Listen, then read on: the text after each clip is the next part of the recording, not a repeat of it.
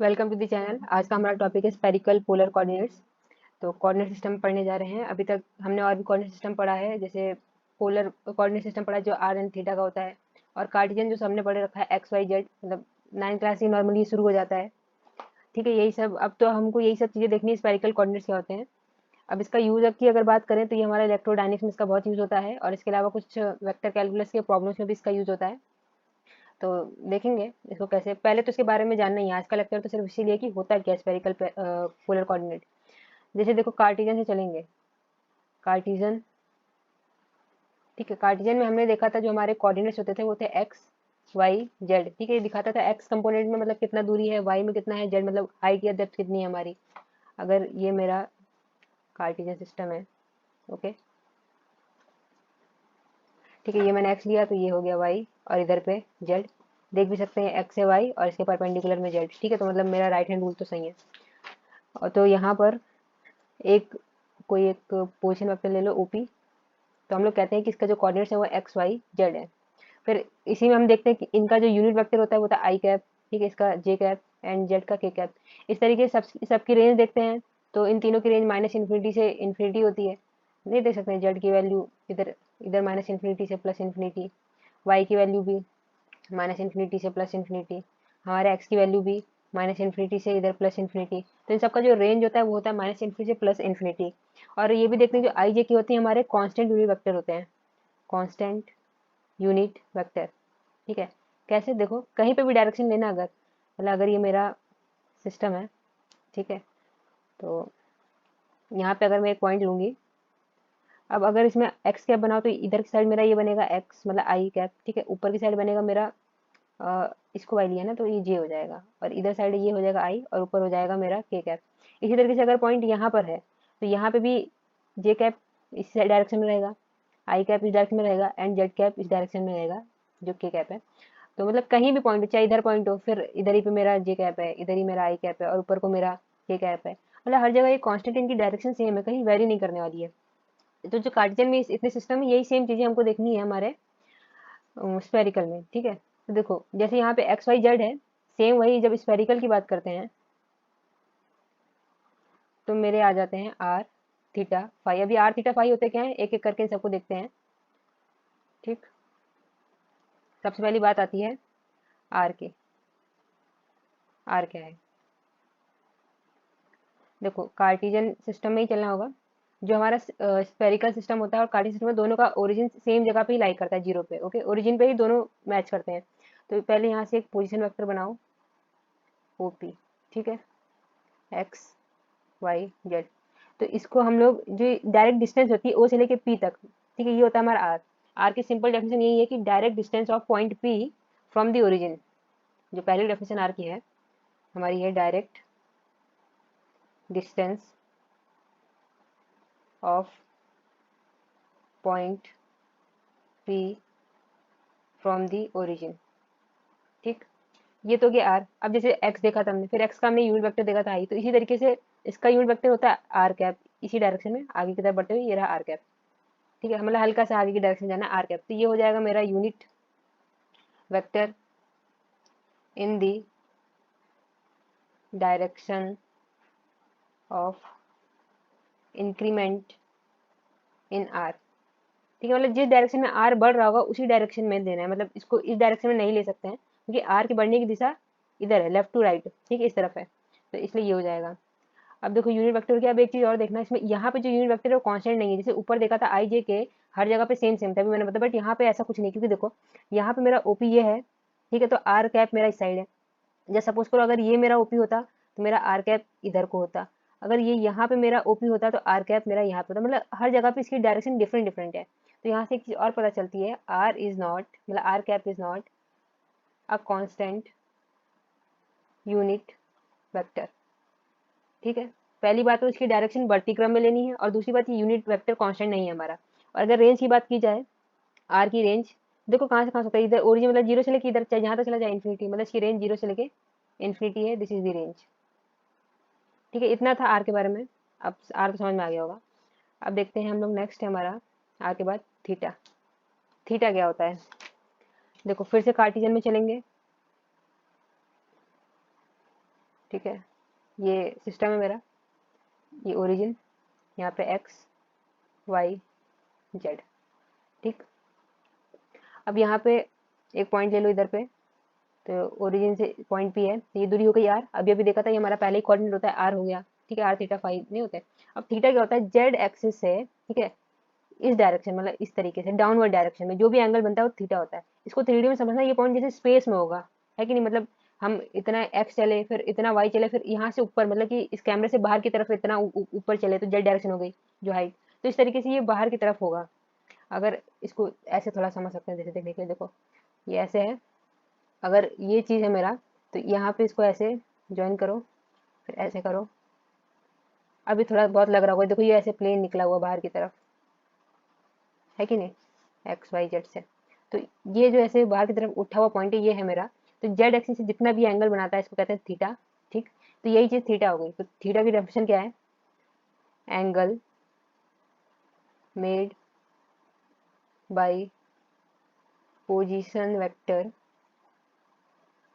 Position vector, ठीक है, r from plus z axis. ये भी याद करना कि ये हमेशा प्लस जेड एक्सिस से ही बनेगी। ठीक है, ये मेरी प्लस जेड एक्सिस है, हमेशा यहीं से बनेगी। इधर कभी ऐसे इस तरीके से लेने की कोशिश मत करना है, नहीं तो ये रॉन्ग है, ये वाला सही है। ठीक है, from plus z axis in downward way. ठीक है, ये डाउनवर्ड डायरेक्शन, मतलब देखो मैंने एरो ना इसका ऐसे एरो बनाया, ये जरूरी है कि एरो ऐसे ही जाए इसका।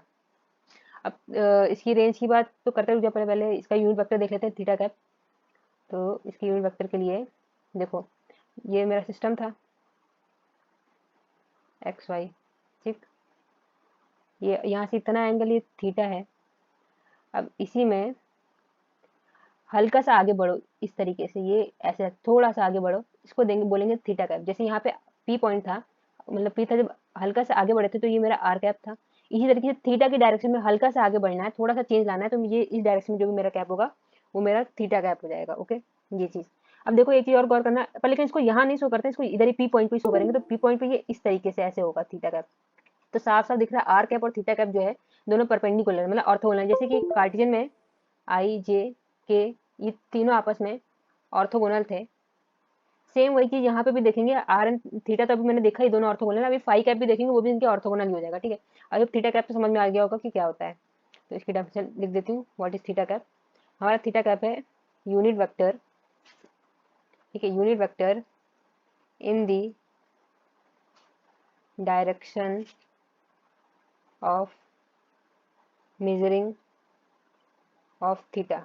ओके, आई होप समझ में आ गया होगा। थीटा हो गया, थीटा कैप हो गया। इसकी रेंज की बात कर लेते हैं। इसमें एक चीज गौर करना है कि जैसे अगर यहाँ पे पॉइंट है ना मेरा, ये ओपी, अगर मेरा ये ओपी है तो एंगल यहाँ से ऐसे लोगे। अगर ओपी मेरा यहाँ पे होगा, ठीक है, जैसे सपोज करो ये ओपी है, तब मैं एंगल यहाँ से इस तरीके से डाउन, मतलब मैं ऐसे इस तरीके से ना, इस तरीके से घूम के ऐसे नहीं ले सकती। ठीक है, ये तरीका गलत है। इसका मतलब है कि जो ये माइनस जेड एक्सिस है ना, इसको क्रॉस नहीं कर सकता है। ठीक है, ये डिफाइन ही किया गया है, तो इसको क्रॉस नहीं कर सकता है। तो जो यहाँ पे नोट पॉइंट है, note while measuring, while measuring, ठीक है, theta angle minus Z axis should not be crossed. ये चीज माइंड में ध्यान रखनी है। तो अगर ये क्रॉस नहीं हो सकती है तो थीटा की वैल्यू कहाँ से दी है, या इस एंगल से, मतलब जीरो से लेके पाई तक। तो जो हमारी रेंज हो जाएगी थीटा की, रेंज मेरी हो जाएगी थीटा से लेके, मतलब जो थीटा हो जाएगी वो हो जाएगी 0 to पाई। ओके, ये हो गया पूरा थीटा के बारे में। अब थोड़ी सी बात फाई के बारे में कर लेते हैं, फाई क्या होता है। अभी तो सिर्फ तो ओवरव्यू है ना कि आर थीटा फाई असल में होते क्या है। अब देखो फाई ये भी एंगल ही है, इसके इसमें जो फंडा है इस तरीके से है, इसको थोड़ा ध्यान समझना। ये वापस से कार्टेशियन सिस्टम है मेरा, ठीक है, और ये मेरा यहाँ पे ओपी वेक्टर, ओपी। देखो ये दूरी तो आर थी और ये वाला एंगल थीटा था। अब इसका ये तुम्हारा एक्स वाई, यह एक्स है, वाई जेड। अब क्या कहते हैं, इसका पहले प्रोजेक्शन लो। ठीक है, मतलब ओपी का प्रोजेक्शन लेना है एक्स वाई प्लेन पे। Take the projection of OP vector या position vector in x y plane. ठीक, इसका ऐसे जैसे प्रोजेक्शन लोगे यहाँ पे, ये आएगा पी डैश।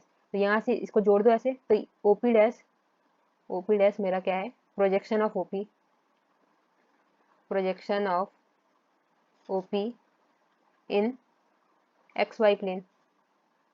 कि नहीं, ये प्रोजेक्शन ले लिया मैंने।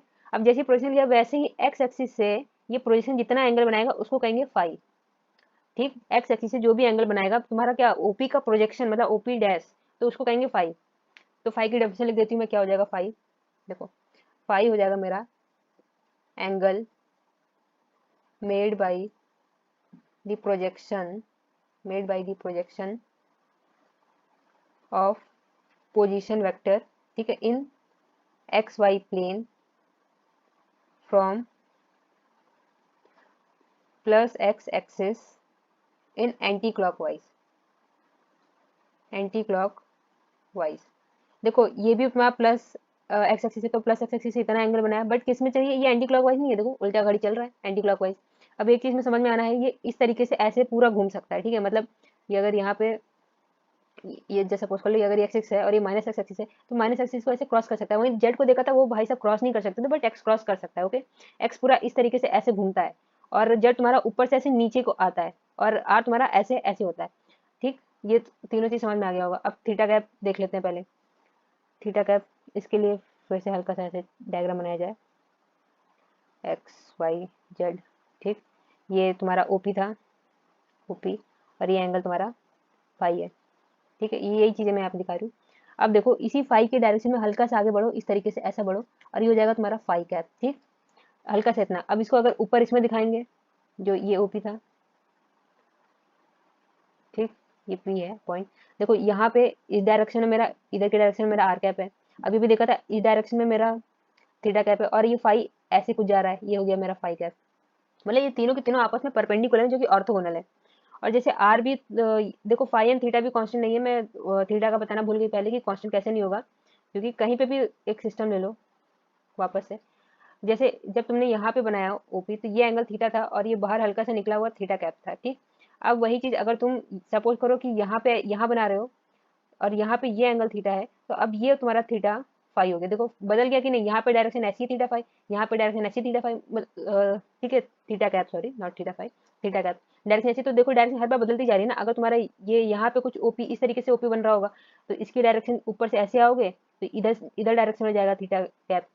तो हर बार चेंज हो रहा है। और वही सेम कहानी तुम्हारी इसकी भी है, फाई की भी। जब तुम फाई, इसका फाई ऐसे करोगे, तो ये वाला तुम्हारा फाई कैप आएगा। अगर यही ये चीज होता तो ऐसे एंगल चलोगे, तो ये फाई कैप आएगा। मतलब इसका भी डायरेक्शन हर जगह बदलता ही जाएगा सबका। तो इसीलिए ये सब तुम्हारे कांस्टेंट यूनिट वेक्टर्स नहीं होते हैं। वहीं पे आईजे के हमारे कांस्टेंट होते थे। अब देखो कांस्टेंट होने से ना फायदा ये होता है कि जब इंटीग्रेशन या डिफरेंशिएशन करते हैं, जो कांस्टेंट यूनिट वेक्टर होते हैं उनको बाहर निकाल सकते हैं। बट वहीं आर थीटा फाई तो कांस्टेंट नहीं होते, तो इनको लिए पहले इनको अलग से आईजे के टर्म्स में लिखना पड़ता है। वो देखेंगे अभी कैसा लिखा जाता है। अब मैं पहले थीटा कैप की डेफिनेशन लिख दूं, मतलब फाई कैप की, नॉट थीटा कैप। देखो फाई कैप क्या है, मेरा unit vector in the direction of measuring phi. ठीक है, इसी डायरेक्शन तो मैंने फाई मेजर किया, और इसी डायरेक्शन में मैंने आगे की डायरेक्शन में ये मेरा फाई कैप है, इस तरीके से। ठीक, फाई कैप भी। अब रेंज की बात करें, देखो अभी अभी तो समझाया था कि ये पूरा का पूरा घूम जाता है इस तरीके से ऐसे। तो इसका मतलब कि जीरो से लेके पूरा 2 पाई तक, मतलब इसकी रेंज क्या हो जाएगी, मेरी रेंज हो जाएगी 0 से 2 पाई। ठीक, फाई की रेंज होगी, ये समझ लिया, ये सब समझ लिया, कांस्टेंट नहीं होते ये भी देख लिया। अब एक चीज और देखो, अगर यह मेरा आर है, ठीक है, ये चीज मेरी आर है, तो अगर मैं इसका जेड पे प्रोजेक्शन लूंगी, जेड एक्सिस पे, तो इतनी दूरी जो है मेरी, दूसरी कलर दिखा देती हूँ, ये जो दूरी है, ये मेरा हो जाएगा आर कॉस थीटा। साफ साफ दिख रहा है थीटा एंगल है, ठीक है, तो ये आर कॉस थीटा। और ये जब इसका प्रोजेक्शन लूंगी, तो जो मेरा ओपी डैश है, ये मेरा आर साइन थीटा हो जाएगा। इसमें कोई दिक्कत नहीं, आर साइन थीटा, ये चीज तो ये डिस्टेंस आर साइन थीटा, अब इसका यूज आएगा ना। तो ये आर कॉस थीटा, मतलब आर थीटा फाई समझ में आ गया होगा। अब जरा इसमें देख लो, जो मैं समझाना चाह रही थी कि 3D में मैंने कहा था ना, ऐसे ये पॉइंट होगा, मतलब इतना पहले मैं एक्स चलूंगी, ठीक है, फिर इतना, नॉट लाइक दिस, पहले मैं यहाँ से यहाँ तक इतना वाई चलूंगी, फिर यहाँ से यहाँ तक इतना ये एक्स चला, और ऊपर मैं इतना चलूंगी, ठीक है, मतलब इतना एक्स चली मैं यहाँ से इतनी दूरी, फिर मैं यहाँ से यहाँ तक इतना वाई चली, फिर ऊपर जेड चली, यानी 3D में। और फिर मैं जब इसको ऐसे जोड़ दूंगी ओपी, तब ये मेरा बन जाएगा, जो हम लोग पहले एक्स वाई जेड में कहते थे, अब हम वही बात करेंगे आर थीटा फाई में। ठीक, अब इसको इसमें समझ लो, ये हो गया मेरा ओ पी, ठीक है, ओपी हो गया, तो इसका पोजीशन वेक्टर आर, और ये एंगल मेरा थीटा, और इसी के आगे बढ़ते हुए थीटा कैप होगा। ये मेरा फाई, इसी के आगे बढ़ते हुए मेरा फाई कैप होगा, और ये आर है, आर ही कैसे बढ़ते हुए मेरा आर कैप होगा। ठीक है, यूनिट वेक्टर भी इसमें समझ में आ रहा है। अब थोड़ा डायग्राम समझ में अच्छे से आ रहा होगा।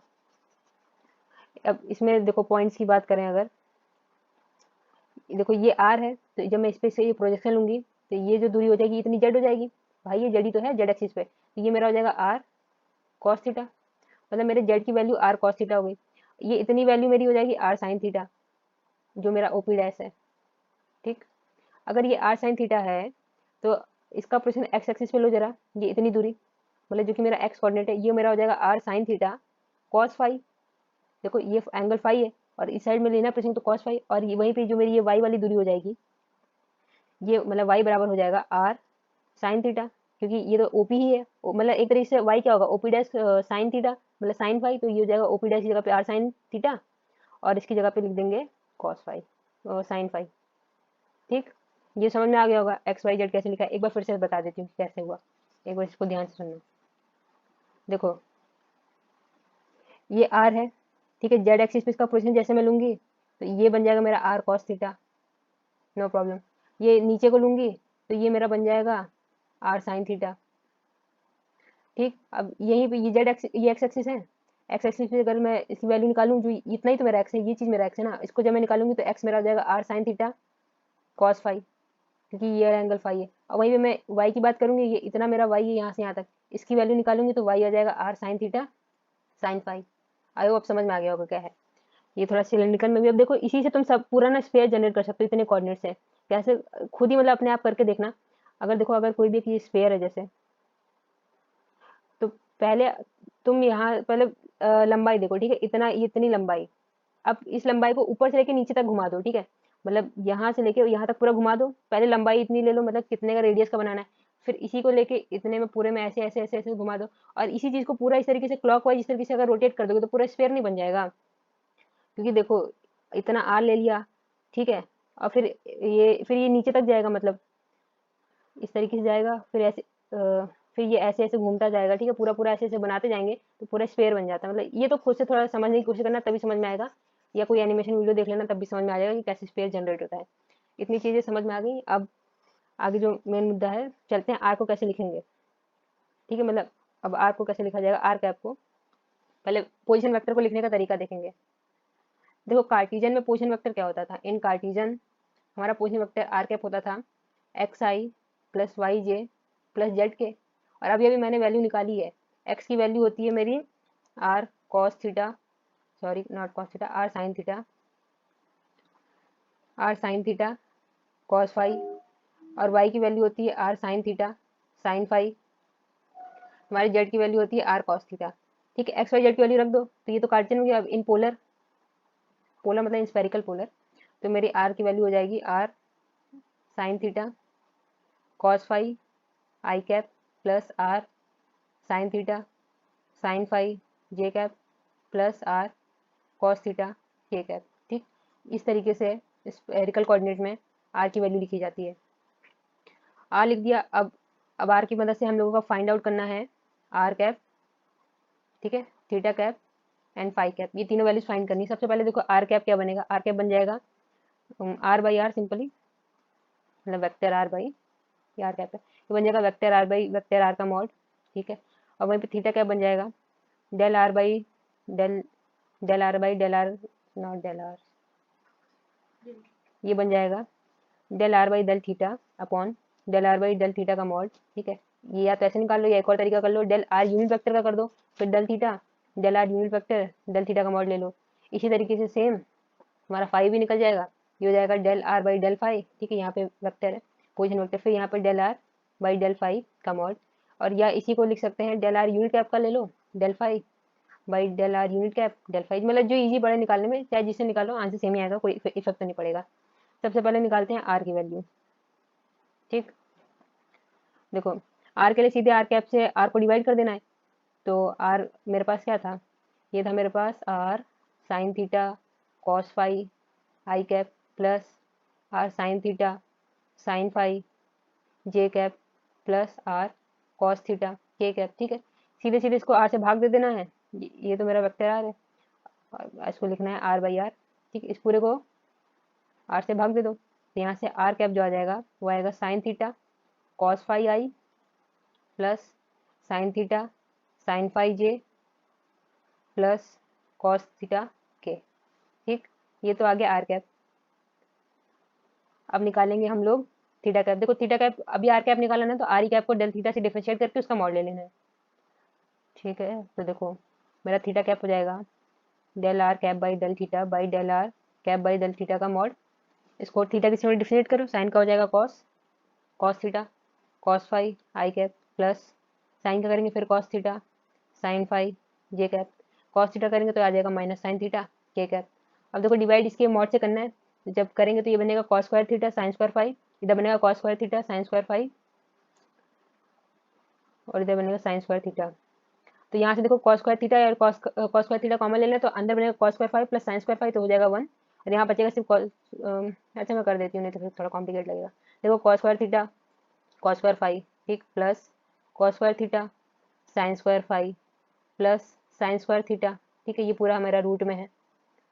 यहाँ से जरा कॉस स्क्वायर थीटा कॉमन ले लो तो अंदर बचेगा cos square phi plus sine square five हो जाएगा 1, तो सिर्फ बचेगा कॉस स्क्वायर थीटा और जब कॉस स्क्वायर थीटा बचा और यहाँ साइन स्क्वायर थीटा दोनों मिलकर 1, तो चीज़ ये वैल्यू जो तुम्हारी फाइनली थीटा कैप बनेगी वो बन जाएगी cos theta cos phi i cap plus cos theta sine phi j cap minus sine theta k cap. ये हो गया तुम्हारा थीटा कैप। ठीक, आर कैप निकल गया, थीटा कैप निकल गया। अब नेक्स्ट बचता है फाई कैप। तो देखो फाई कैप की डेफिनेशन क्या है, del r cap by del phi upon में मॉड में del r by del phi का मॉड। ठीक है, तो चलो इसको निकाल दो, इसको फाई के रिस्पेक्ट में अब डिफ्रेंशिएट करना है। तो जब करेंगे तो ये मेरा बन जाएगा minus sine theta sine phi i cap plus sine theta cos phi j cap और प्लस का जीरो क्यों, क्योंकि ये सिर्फ और सिर्फ कॉस थीटा था ना, कॉस थीटा को फाइव के रिस्पेक्ट में करोगे तो जीरो ही आ जाएगा। अब इसका अंडर रूट में स्क्वायर ले लो पूरा मॉड में, तो ये मेरा बन जाएगा sign square theta sine square phi plus sine square theta cos square five. इसको जब सॉल्व करेंगे तो अंदर से बचेगा साइन स्क्वायर थीटा और रूट में तो स्क्वायर हट जाएगा तो सिर्फ साइन थीटा बच जाएगा। अब साइन थीटा से साइन थीटा काट देना, मेरा जो फाइव कैप आएगा वो आ जाएगा minus sign five i plus cos five J plus zero के। ठीक, तो this is the value of five के। ओके, तो थीटा कैप देख लिया, फाइव कैप देख लिया, आर कैप भी देख लिया। इसको अब एक अगर मैट्रिक्स के फॉर्मेट में लिखना चाहें तो इसको ट्रांसफॉर्मेशन मैट्रिक्स भी कह सकते हैं। तो देखो पहले कैसे लिखते हैं, यहाँ पे लिखो आर कैप थीटा कैप फिर यहाँ पे लिखो फाइव कैप। ठीक है, ये मैट्रिक्स के अंदर, और इधर लिख दो पहले, यहाँ पे लिखो sign theta cos five, next time आएगा मेरा साइन थीटा और साइन फाइव, अगला आएगा कॉस थीटा। ठीक है, यहाँ पे आएगा cos theta cos five, next time आएगा कॉस थीटा साइन फाइव और अगला टाइम आएगा माइनस साइन थीटा और यहाँ पे आएगा माइनस साइन फाइव, यहाँ पे आएगा कॉस फाइव और इधर पे आ जाएगा जीरो और इसको लिख देना है यहाँ पे आई जे के। देखो अब जरा यहाँ से आर का वैल्यू निकालो तो आर कैप की वैल्यू क्या आएगी, इतना इंटू इतना मतलब sign theta cos five plus sign इधर आई भी तो आएगा, फिर आएगा साइन थीटा साइन फाइव जे cap plus cos theta k cap. वही चीज़ तो आई, इसी तरीके से फाइव थीटा भी सेम वही आ जाएगा जो भी निकाला और फाइव भी हो जाएगा जो भी निकाला। अगर ये मैट्रिक्स याद है तो ज़्यादा आसानी पड़ जाएगी। देखो याद करने का बहुत आसान तरीका है, पहला वाला तो ये याद ही हो जाएगा। कैसे याद करना है, आर आर तो नॉर्मली याद हो चुका होगा, प्रोजेक्शन लेते लेते आर हमको पता ही होता है। Are sine theta cos phi i plus sine theta r भी रहेगा plus are sine theta sine phi j. ठीक है, plus cos r cos theta k. देखो करना क्या है, सबसे पहले आर थीटा फाइव तो लिख ही लेंगे, जो पहली रो क्या करना है आर आर हटा देना, आर आर हर जगह से हटा देना, सीधे आर कैप बन गया तो उसको लिख देना। नेक्स्ट टाइम क्या करना, इसी चीज को डिफ्रेंशिएट कर देना थीटा के रिस्पेक्ट में, तो ये थीटा आ गया। ठीक, मतलब सबसे पहले तुमने यहाँ पे आर छोड़ा, जो बचा वो लिख दिया, फिर इसको डिफ्रेंशिएट कर दो तो एक बंदा फिर से आ गया। अब क्या करना है, अब कॉस थीटा को छोड़ देना, जैसे इसमें आर को छोड़ा तब इसमें कॉस थीटा को छोड़ देना और कॉस मतलब कि फाइव के स्टूडेंट डिफ्रेंशिएट करके यहाँ पे लिख देना सब कुछ। तो इसी तरीके से ये याद करने का तरीका है और वैसे ही याद हो जाए तो फिर तो बढ़िया ही है। तो जैसे ये मैंने देखा कि आर थीटा फाइव को कैसे आई जे के में लिखना है, और वहीं अगर आई जे को लिखना हो आर थीटा के फॉर्म में तो कुछ नहीं करना, ये वाली मैट्रिक्स याद है, इसी का ले लेना ट्रांसपोज। ठीक, देखो कैसे ट्रांसपोज ले लेंगे। अब यहाँ पे आई जे के आ जाएगा मेरा आई जे के। ओके, यूनिट वेक्टर ऊपर वाली मैट्रिक्स का ट्रांसपोज लेना है, ये मैट्रिक्स थी। ठीक है, मतलब कि रो को कॉलम कर देना, कॉलम को रो कर देना। तो ये हो जाएगा यहाँ पे साइन थीटा कॉस फाइव, अगला हो जाएगा cos theta cos five, next हो जाएगा माइनस साइन फाइव, यहाँ पे आएगा साइन थीटा साइन फाइव, यहाँ पे आ जाएगा फिर कॉस थीटा साइन फाई, और यहाँ पे आ जाएगा कॉस फाई, ये लास्ट वाली बन जाएगी cos theta minus sine theta and zero, ठीक। और आई जे को किसके टर्म्स में लिखना है, आर थीटा फाई के, r cap theta cap phi cap, ठीक। एक लिख के दिखा देती हूँ आई कैप कैसे लिखेंगे। ये मेरा बन जाएगा इस मैट्रिक्स की मदद से sine theta cos phi R cap plus cos theta cos phi theta cap minus sine phi phi cap, ठीक। इस तरीके से इसको दिखा सकते हैं, जे के ये भी आ जाएंगे। देखो एक चीज और इसमें नोटिस करने की बात है, जो मेरा आया है ना आर थीटा फाई जीता, देखो यहाँ पे जो मेरा फाई आया है ये मेरा कांस्टेंट यहाँ से भी दिख रहा है कि भाई ये यूनिट वेक्टर कांस्टेंट नहीं है, क्योंकि फाई पे ना डिपेंड कर रहा है। इसी तरीके से अगर मैं आर की बात करूँ या फिर थीटा की बात करूँ, देखो थीटा भी जो आया है वो थीटा और मतलब थीटा कहता है वो थीटा और फाई का मतलब कि मिलके बना हुआ है, तो मतलब ये भी मेरा यूनिट वेक्टर कांस्टेंट नहीं है। इसी तरीके से आर में भी थीटा एंड फाई कंपोनेंट आ रहा है, मतलब ये भी मेरा यूनिट वेक्टर जो है कांस्टेंट नहीं है। एक तो हमने डायग्राम से देखा था कि भाई साहब ये कांस्टेंट नहीं है, और उसके बाद मैंने अभी जो फॉर्मूले में भी साफ साफ दिख रहा है कि ये कांस्टेंट नहीं है, ठीक। अब देखो ये तो थोड़ा बहुत बात होगी थीटा वीटा की। अब बात करते हैं इसमें डीएल एलिमेंट की, डीए एलिमेंट की और डी टाउ एलिमेंट की।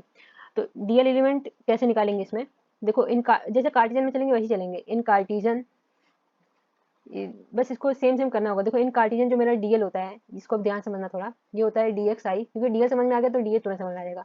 फिर डी वाई जे, फिर प्लस डी जेड के, ठीक है। ये इस तरीके से डीएल लिखते हैं। और अगर वही चीज स्पेरिकल की बात हो जाएगी तो स्पेरिकल में क्या हो जाएगा हमारा डीएल, मतलब कि हो जाएगा D L R R cap plus D L theta theta cap plus D L phi phi cap. मतलब समझ रहे हो, ये जो ना ये तुम्हारा लेंथ में चेंज है, D X D Y D Z length में चेंज थे, आई कैप की डायरेक्शन में, जे कैप की डायरेक्शन में, के कैप की डायरेक्शन में। इसी तरीके से आर कैप की डायरेक्शन में डी एल मतलब आर कैप की डायरेक्शन में जो चेंज आएगा वो डी एल हो जाएगा।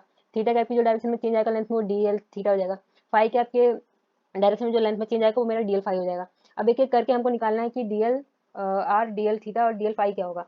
देखो एक चीज और गौर करना, कभी गलती से डीएल आर को डी आर, डीएल थीटा को डी थीटा और डीएल फाई को डी फाई मत लिख देना, ये हो जाएगा गलत। ऊपर वाला तो सही हो जाएगा इसलिए क्योंकि भाई जो मेरा डी आर है वो लेंथ है, आर मेरा क्या था लेंथ था। अगर ये चीज मेरी इतनी आर है और अगर अब ये पॉइंट इधर आ जाए, मतलब ये पॉइंट यहाँ से इतना आ जाए, तो जो इतनी चेंज आएगी, ये जो चेंज डी आर आएगी मतलब यही डी एल आर होगा, और यही हल्का सा चेंज डिस्टेंस में डी आर हो जाएगा। तो इसमें कोई दिक्कत नहीं है क्योंकि लेंथ में चेंज है। वही अगर थीटा और फाई की बात करेंगे, क्योंकि जब ये थीटा रहेगा ना, कोई भी अगर एंगल पहले अगर ये थीटा होगा, जैसे सपोज करो ये मतलब यहाँ से यहाँ तक एंगल तुम्हारा थीटा है, और जब यहाँ से यहाँ तक चलोगे ये तुम्हारा theta plus d theta change आ गया, तो थीटा तो ये एंगल में चेंज हो गया ना डी थीटा पर, लेकिन जो इसकी वजह से ये जो चेंज हुआ ना ये वाला लेंथ, ये चीज मेरा डीएल थीटा या डीएल फाई होगा। मतलब एंगल को कभी ये, क्योंकि एंगल है ये लेंथ चेंज नहीं है। अब इसको कैसे निकालते हैं वो भी मैं बता देती हूँ एक एक करके। देखो पहले डीएल थीटा निकालते हैं, कार्डियन सिस्टम पे वापस आओ, ये है, ठीक, एक्स वाई जेड, ये मेरा ओपी है। देखो ये एंगल मेरा थीटा था, ठीक। अब इसी में हल्का सा आगे बढ़ो इतना, ठीक है। तो ये अब जो नया एंगल बना वो बना थीटा प्लस डी थीटा, मतलब ये वाला इतना जो एंगल है ये एंगल मेरा हो गया डी थीटा। अब ये जो ये आर्क में चेंज आया ना, ये आर्क में चेंज आया, इसको मैं कहूंगी डीएल थीटा। अब देखो डीएल थीटा यहाँ से कैसे लिखोगे, रेडियस इंटू एंगल, यहाँ पे ये आर है ना। आर क्या होता है, आर्क होता है मेरा, ये चीज आर्क है ना, आर्क हो जाती है रेडियस या लेंथ ले लो, चलो रेडियस अब इसको लेंथ भी ले सकते हैं इंटू एंगल। तो यहाँ पे जो मेरा रेडियस है वो आर है, ठीक है। तो आर, ये छोटा वाला आर ले लो ज्यादा सही रहेगा, ये जो पोजीशन वेक्टर आर रहता है ना, तो डीएल हो जाएगा यहाँ से आर डी थीटा, तो डीएल थीटा निकालना आ गया, ठीक है। तो देखो अभी देखा डीएल आर होता है मेरा डी आर, डीएल थीटा होता है मेरा आर डी थीटा। अब हमको निकालना है डीएल फाई, ठीक है। इसी डायग्राम में आओ वापस से। ओपी का जब मैं ओपी का पोजीशन लूंगी तो ये बनेगा मेरा ओपी डैश, ये जी मेरा बनेगा इसका पोजीशन ओपी डैश, ठीक है। और ये वाला जो ये एंगल है मेरा, ये एंगल है मेरा फाई। अब फाई में ही हल्का सा आगे चेंज करो, मतलब हल्का सा चेंज करो, ये यहाँ पे ऐसे लाओ और इतना सा ये चेंज करो, तो अब जो ये नया एंगल बन जाएगा, ये एंगल नया बन जाएगा फाई प्लस डी फाई, ठीक है। ये नया एंगल मतलब जो इतना सा चेंज है, ये जो हल्का सा एंगल में चेंज ये मेरा डी फाई है, और इसकी वजह से लेंथ में चेंज ये आया है, इस एंगल की वजह से लेंथ में चेंज ये आया है, ठीक है। इसकी डायरेक्शन इस तरीके से है ना, एंटी क्लॉकवाइज। तो ये जो चीज है यही मेरा डीएल फाई है। अब डीएल फाई कैसे निकलेगा, सेम वही फंडा, लेंथ इंटू एंगल। देखो यहाँ पे जो मेरा लेंथ है ये चीज क्या था, ये मेरा आर साइन थीटा है कि नहीं, देखो ये चीज आर था, आर ई का तो पोजिशन लिया थी, आर साइन थीटा था, अभी पहले ही बताइए आर साइन थीटा होता है, तो डी एल फाइव मेरा यहाँ से क्या जाएगा, ये हो जाएगा are sine theta into angle वाला मतलब डी फाइव। समझ में आया कैसे डी एल फाइव निकलेंगे? तो डी एल फाइव जो हो गया वो हो गया R sine theta D five. Okay, ये तीनों चीज निकालना आ गया, कैसे एलिमेंट निकलते हैं। अब इसको फॉर्मेट में लिख दो, उस फॉर्मेट में, मतलब डी एल मेरा हो जाएगा D R R cap plus R D theta theta cap plus are sine theta D five five cap. ठीक, इसकी मदद से क्वेश्चंस अभी मैं दिखाऊंगी कैसे सॉल्व करते हैं। अब इसके आगे डी ए देख लेते हैं। डी एल देख लिया, अब डी ए देख लेते हैं। जैसे डी एल देख लिया तो अब डी ए तो आसान हो गया है, क्योंकि देखो कार्टिजन में डी ए कैसे निकालते थे,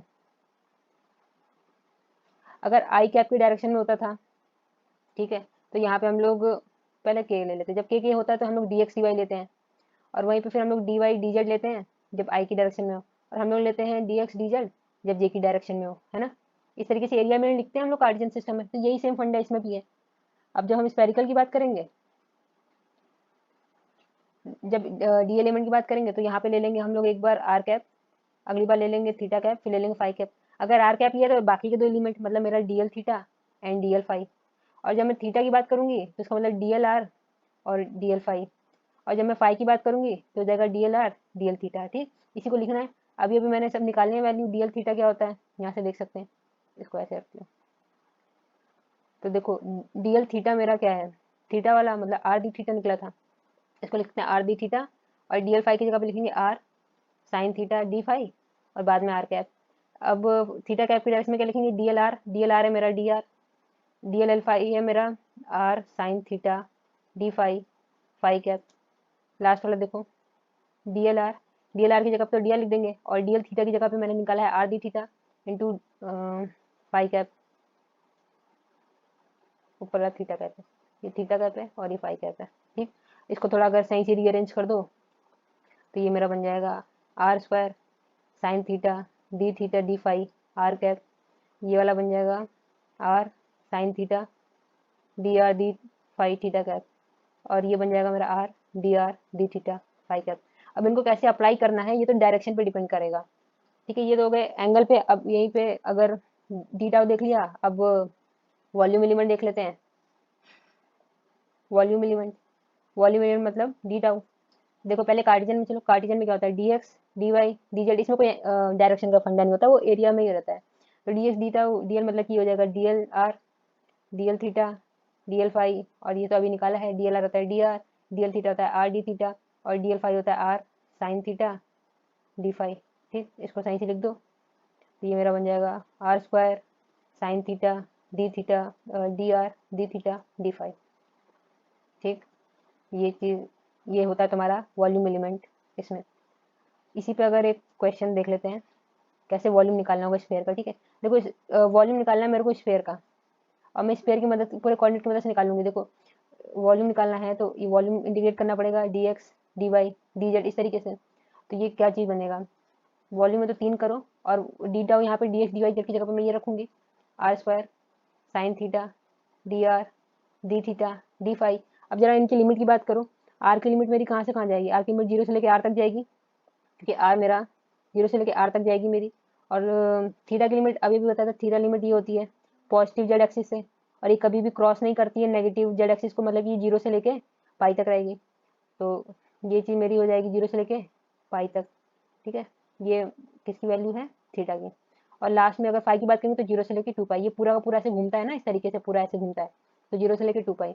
इसको थोड़ा सॉल्व कर दिया जाए तो ये चीज़ बनेगा, पहले आर स्क्वायर को करो, सबको अलग अलग कर दो। ठीक है, 0 से आर स्क्वायर डी आर, ठीक है, 0 से pi sine theta D theta, 0 से 2 पाई डी फाइव, ये तो डी फाइव का ऐसे बन जाएगा, और ये बनेगा आर क्यूब बाई 3, तो इससे मिलेगा मेरे को आर क्यूब बाई 3, इससे मेरे को मिलेगा 2 पाई। इसको सॉल्व कर दो, साइन थीटा का होगा इंटीग्रेशन माइनस कॉस थीटा, इसका एंगल रखना है 0 से लेके पाई, तो ये चीज़ बनेगा आर क्यूब बाई 3 2 पाई, ये बन जाएगा माइनस, इसको प्लस कर दो, कॉस 0 पहले लो, कॉस 0 माइनस कॉस पाई होता है -1, और पहले से माइनस में तो प्लस, और कॉस 0 होता है 1, तो हो जाएगा 2, तो ये वैल्यू आ जाएगी 4 पाई आर क्यूब बाई 3। और ये तो वॉल्यूम भी होता है हमारा, चढ़ा वॉल्यूम आ गया हमारा स्फेयर का, वॉल्यूम ऑफ स्फेयर। ठीक। अब देखो जो मैंने लाइन इंटीग्रल और सरफेस इंटीग्रल बताया, इस पे क्वेश्चन देख लो ताकि थोड़ा हाथ बैठ जाए। देखो अच्छा, क्वेश्चन बाद में कर लेंगे क्योंकि वीडियो हो गई है लंबी और वैसे ही कुछ ज़्यादा ही बातें मेरे पे। Thank you.